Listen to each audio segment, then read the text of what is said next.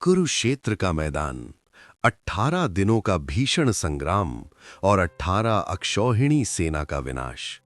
जब हम महाभारत की बात करते हैं तो हमारे दिमाग में अर्जुन के गांडीव की टंकार, कर्ण का दानवीर स्वभाव और श्री कृष्ण की कूटनीति ही आती है।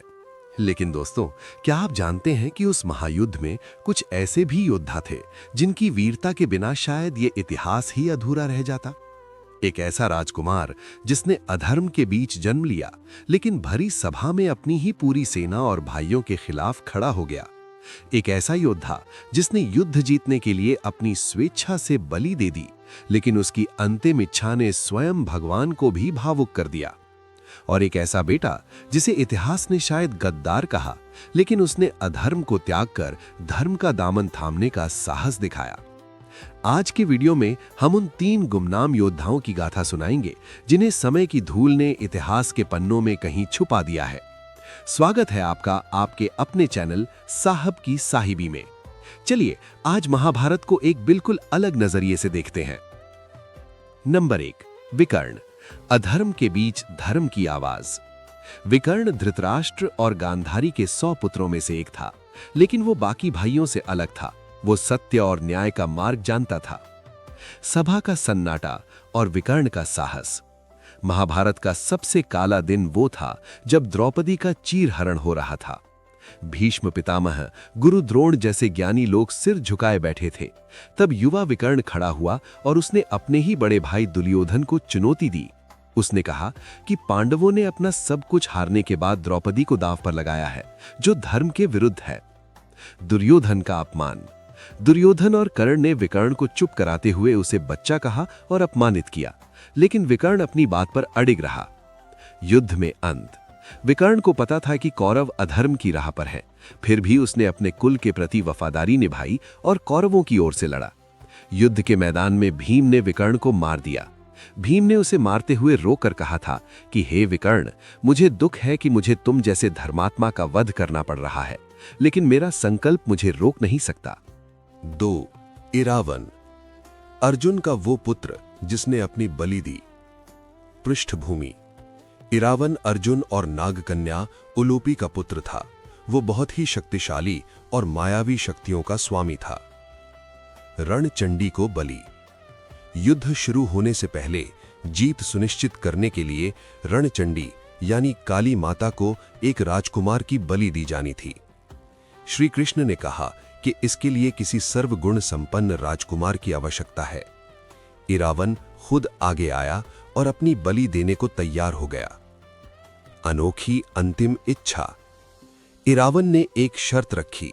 वो कुमारा नहीं मरना चाहता था, उसे एक रात के लिए विवाह करना था। कोई भी राजा अपनी बेटी को एक दिन के लिए विधवा होने नहीं भेजना चाहता था। श्री कृष्ण का मोहिनी रूप। तब स्वयं भगवान श्री कृष्ण ने मोहिनी का रूप लिया और इरावन से विवाह किया। अगले दिन इरावन ने अपनी बलि दे दी। आज भी तमिलनाडु के कुवागम में अरावन यानी इरावन के मंदिर में हिजड़ा यानी किन्नर समुदाय के लोग श्री कृष्ण की तरह इरावन से एक दिन के लिए विवाह करते हैं और अगले दिन विलाप करते हैं। युद्ध देखना। इरावन की इच्छा थी कि वो मरने के बाद भी पूरा युद्ध देखे, इसलिए श्री कृष्ण ने उसका सिर काटकर एक ऊंचे स्थान पर रख दिया था, जहां से उसने पूरे 18 दिन का युद्ध देखा। 3, युयुत्सु, जिसने अधर्म का साथ छोड़ा। पृष्ठभूमि। युयुत्सु धृतराष्ट्र का पुत्र था, लेकिन उसकी माता गांधारी नहीं बल्कि एक दासी सुगदा थी। वो स्वभाव से बहुत ही न्यायप्रिय था। युद्ध का वो निर्णय। कुरुक्षेत्र के मैदान में जब दोनों सेनाएं आमने सामने थीं, तब युधिष्ठिर ने एक अंतिम पुकार की कि अगर अभी भी कौरव पक्ष में कोई ऐसा है जो धर्म के साथ खड़ा होना चाहता है, तो वो हमारे पास आ सकता है। 100 भाइयों में से सिर्फ युयुत्सु ही था जो अपना रथ लेकर पांडवों की ओर आ गया। भीषण संघर्ष। अपने ही भाइयों के खिलाफ लड़ना युयुत्सु के लिए बहुत कठिन था। उसे पूरे युद्ध में गद्दार कहा गया, लेकिन उसने इसकी परवाह नहीं की, क्योंकि वो जानता था कि सत्य पांडवों की ओर है। युद्ध के बाद का महत्व। युद्ध समाप्त होने के बाद जब सभी 100 भाई मारे गए, तब धृतराष्ट्र का पिंडदान करने वाला कोई नहीं बचा था। तब युयुत्सु ने ही ये जिम्मेदारी निभाई। जब पांडव स्वर्ग चले गए, तब उन्होंने परीक्षित यानी अर्जुन के पोते को राजा बनाया और युयुत्सु को उसका संरक्षक और प्रधानमंत्री नियुक्त किया। तो दोस्तों, ये थे वो योद्धा जिन्होंने साबित किया कि युद्ध सिर्फ अस्त्र शस्त्रों से नहीं बल्कि सिद्धांतों से जीता जाता है। विकर्ण ने हमें सिखाया कि चाहे आप कितने भी बुरे लोगों के बीच हों, सच बोलने की हिम्मत कभी नहीं हारनी चाहिए। इरावन का बलिदान हमें निस्वार्थ प्रेम और कर्तव्य की याद दिलाता है, और युयुत्सु हमें बताता है कि अपने परिवार से ज्यादा महत्वपूर्ण धर्म और सत्य का मार्ग होता है। इतिहास भले ही इन योद्धाओं का नाम अर्जुन या भीम जितना ना लेता हो, लेकिन इनका त्याग और इनका साहस आज भी हमें बहुत कुछ सिखाता है।